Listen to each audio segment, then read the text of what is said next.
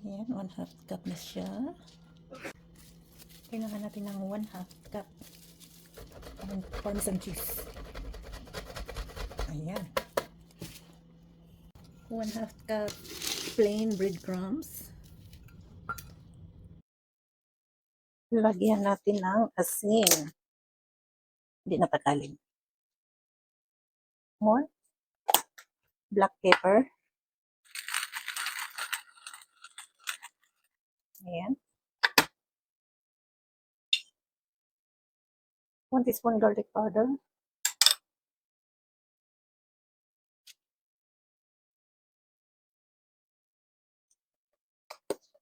And a garlic.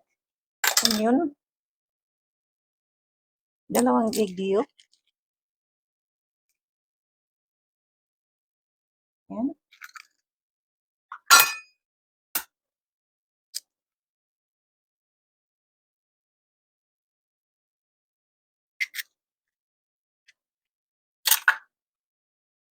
One-fourth cup milk.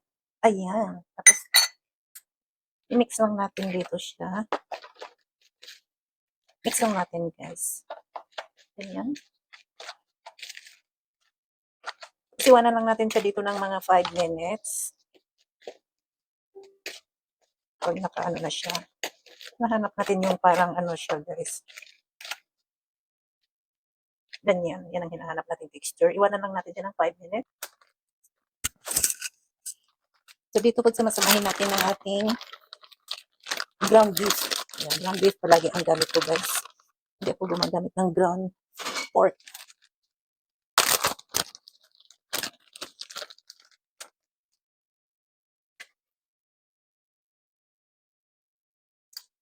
Lagyan natin ng dry parsley. At onion flakes. Dry lahat ang gamit natin, guys. So, mix lang natin siya ng mabuti. Ayan. Pwede na natin ihalo ang ating bread mixture at saka cheese and eggs. Halo na natin siya dyan, guys. Ayan. So, ayan. Malinis ang kamay natin, kaya mix with hands na lang. Bango. Yeah. Naaamoy natin ang ating mga spice. So, dito mayroon tayong tray.